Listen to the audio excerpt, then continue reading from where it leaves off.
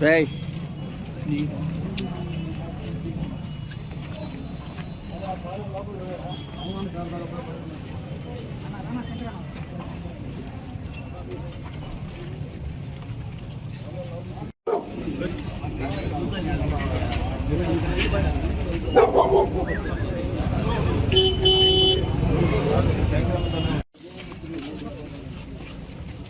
ఐదు సంవత్సరాలు మున్సిపల్ శాఖ మంత్రిగా చేశాడు. కనీసం పోటీ చేసే నియోజకవర్గం మీద కనీస అవగాహన లేని వ్యక్తి. ఎందుకంటే తాను ఏం పని చేశామో సరిగ్గా కూడా తెలియని వ్యక్తి ఈరోజు మళ్ళీ వచ్చి నేను ఉద్ధరిస్తానని మాట్లాడుతూ ఉన్నాడు. నిన్న చూశాను ఎక్కడో నెల్లూరు నగర నియోజకవర్గంలో రోడ్డు మీద ఉన్న వ్యాపారస్తుల కంట 1000 అంగళ్ళు కట్టిస్తాడంట. నువ్వు కట్టిన అంగళ్ళు ఒకసారి ఫిష్ మార్కెట్ పక్కన పాత బట్టల భవనం ఉంది, దాన్ని కూల్చివేసి నువ్వు కడితే ఒక్కసారి ఆ ప్రాంతానికి నువ్వు వెళ్ళు. బట్టలోళ్ళందరూ కూడా పాపం అంగళ్ళలో కాకుండా రోడ్డు బయట అమ్ముకుంటున్నారు. నువ్వు కట్టిన కొట్లు దాదాపు నువ్వు కట్టి 50-60 కడితే 40 ఖాళీ. కనీసం మున్సిపాలిటీ వాళ్ళు రెంట్కి ఇచ్చుకోవాలన్నా అది ఇచ్చుకోలేకపోతున్నారు.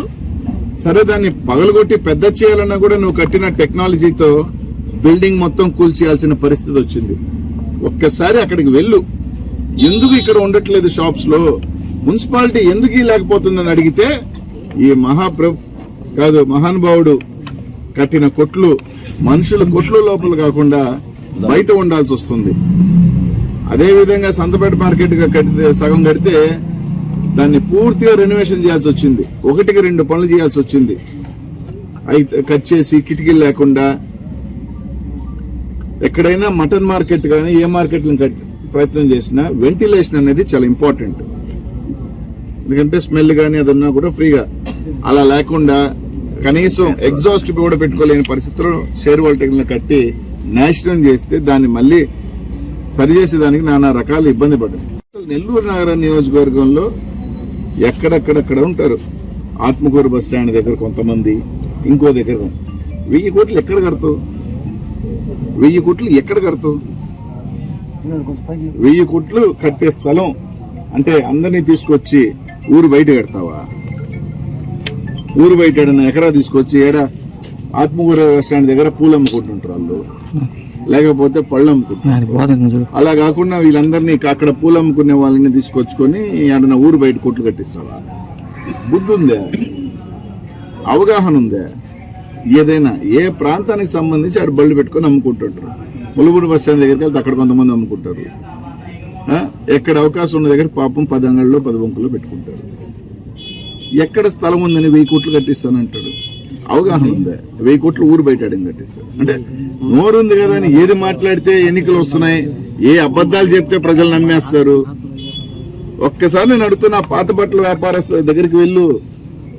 నువ్వు కట్టిన దానికి నువ్వు సంతపేటలో మళ్ళీ నేను కట్టిన దానికి నువ్వు తేడా తెలుస్తుంది. నీకు తేడా తెలుస్తుంది అంటున్నా. కాబట్టి మాట్లాడేటప్పుడు నోటికొచ్చినట్టు. నిన్నేదో మాట్లాడడం మొన్న కపాటపాలెన్ని ఎస్సీ కాలనీ లేకుండా ఏదో చేస్తానను పేరు ఇది చేస్తానని మాట్లాడాడు. 5 సంవత్సరాలు నువ్వే మంత్రి కదా, మున్సిపల్ శాఖ మంత్రివి కదా. కపాటపాలెనికి సంబంధించి ఎన్ని నిధులు ఖర్చు పెట్టావు?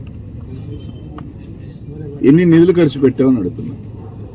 ఈరోజు కపాటపాలెనికి సంబంధించి ఈ వార్డుకి సంబంధించి దాదాపు 7 కోట్ల రూపాయలతో పనులు జరిగినాయి.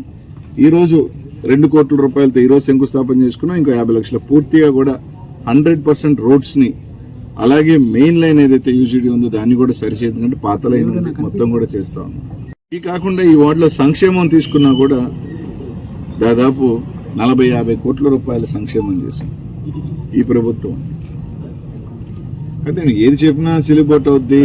నేను 1000 కట్టిస్తా, 10,000 కోట్లు కట్టిస్తా, ఏదో చేసేస్తా.